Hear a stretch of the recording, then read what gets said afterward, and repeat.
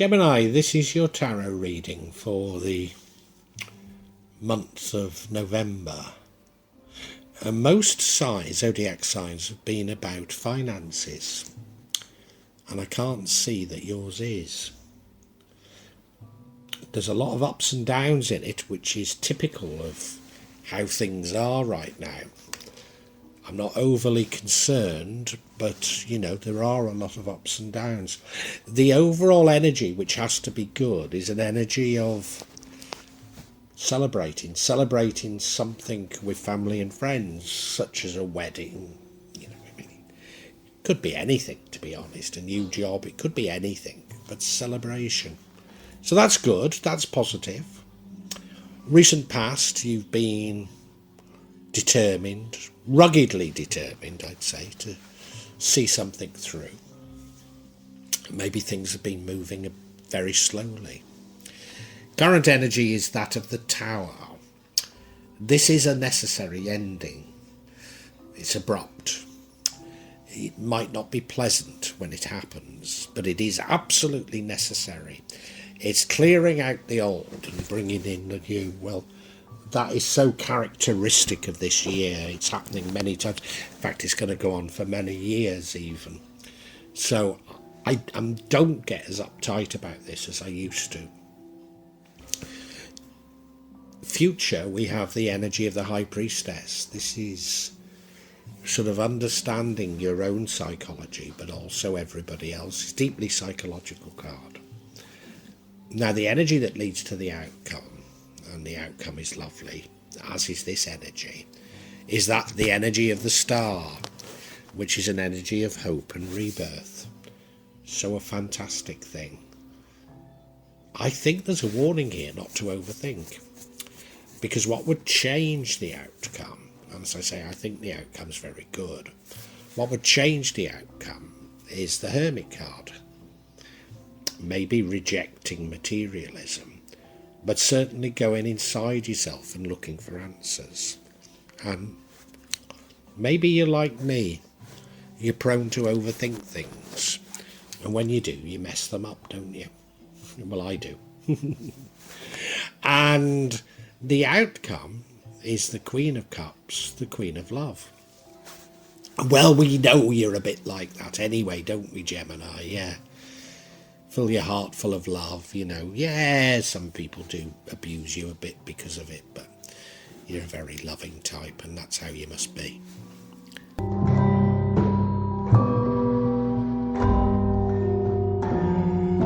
Energy is one of celebration, celebrating with family and friends. What are you celebrating? Well, it could be something like a wedding. You know, it could be a big moment in life. I mean, that's what this energy is about. But maybe you're just simply maybe you're even simply celebrating life itself, and that's no bad thing. I don't know about you, but there was a critical turning point in my life in the middle of September when everything started to go right. And we do need to thank the universe, God, Allah, our ancestors, whatever, for these changes to our life. And that will attract more blessings. And so I do think this is very significant energy to have placed here.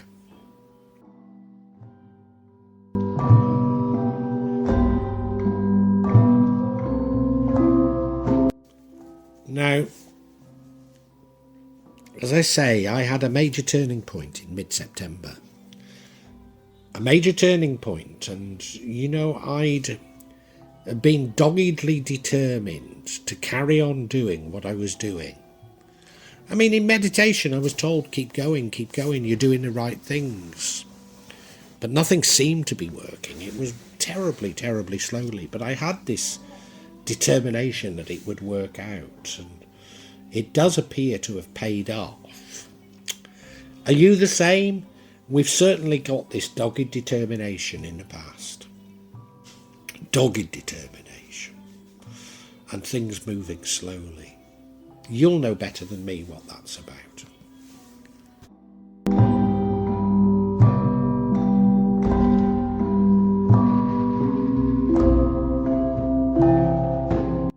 Current energy is a tower moment.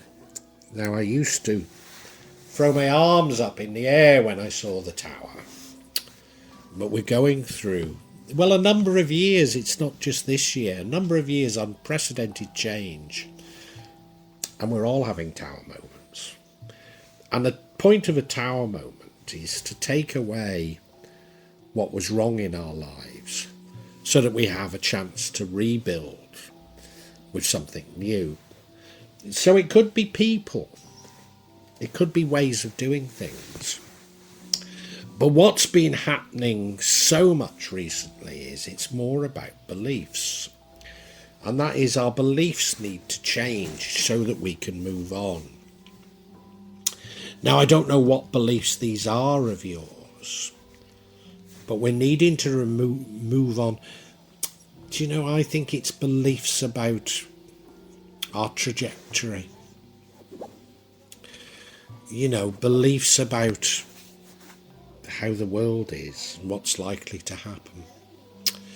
And we need to change them. We need to begin to understand that reality is a product of our consciousness and not the obverse. And it's a difficult lesson for most people. But I think you're on that path, aren't you, Gemini?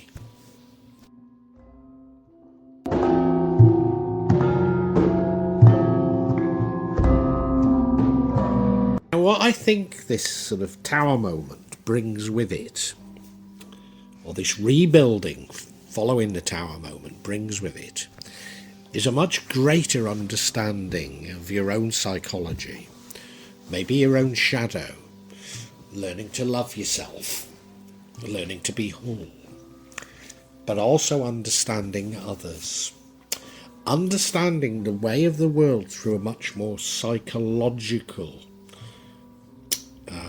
bent, as it were. This comes in the future, you know,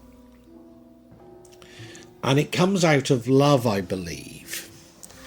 You begin to understand what you perhaps in the past have seen as wrong and evil, as simply fright, or people sort of on that hamster wheel running, and you go, where are you going? I don't know, but I've got to keep going.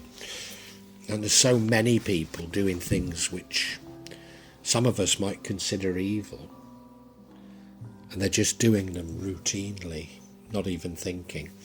And you're beginning to understand that.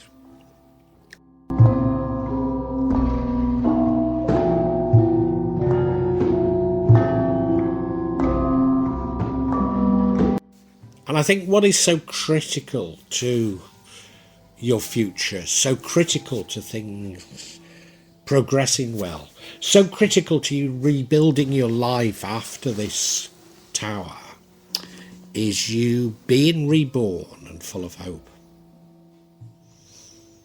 That is what happens after a tower, isn't it? Being reborn and full of hope. Thinking that, yeah, the world isn't such a bad place after all. And what's more, I can shape it. And that's probably what you're being asked to celebrate. Because this is all about a celebration. It's a celebration of the self. It's a celebration of others. It's a celebration of all of God's creation. It's a celebration of God himself. Yeah.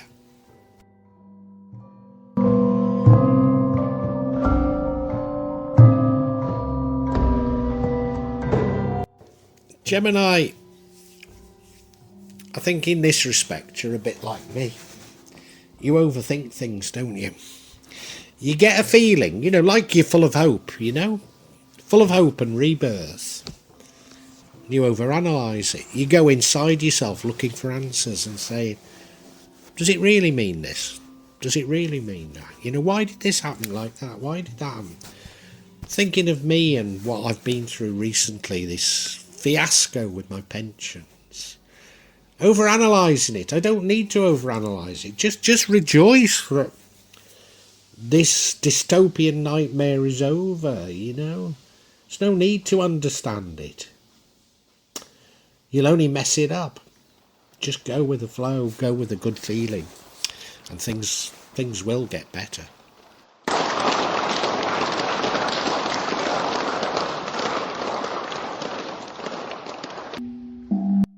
Where does this hope and rebirth lead you to?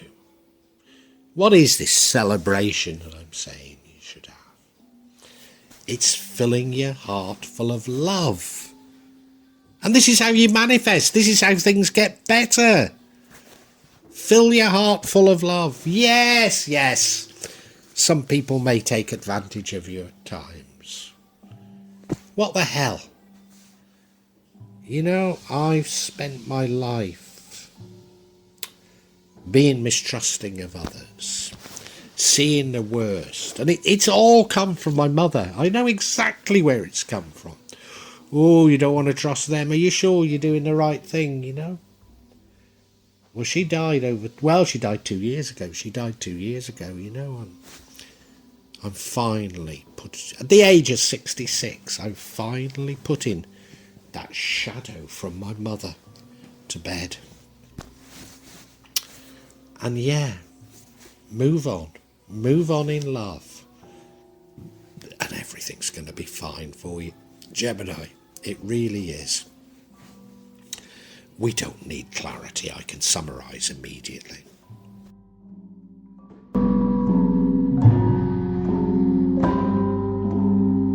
Gemini, for many years there's going to be unprecedented changes in the world, and you're not immune to them.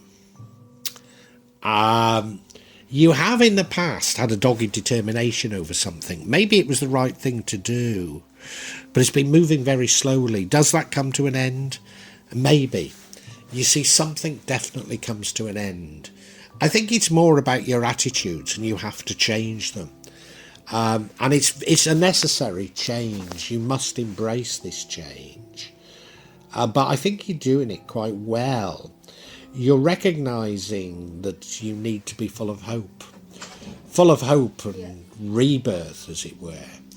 And as a result of this hope and rebirth, it sees you filling your heart full of love, which is absolutely how you manifest. So if you fill your heart full of love, you will attract better things into your life. And from that, you're in a good position to understand the world, understand yourself, understand others,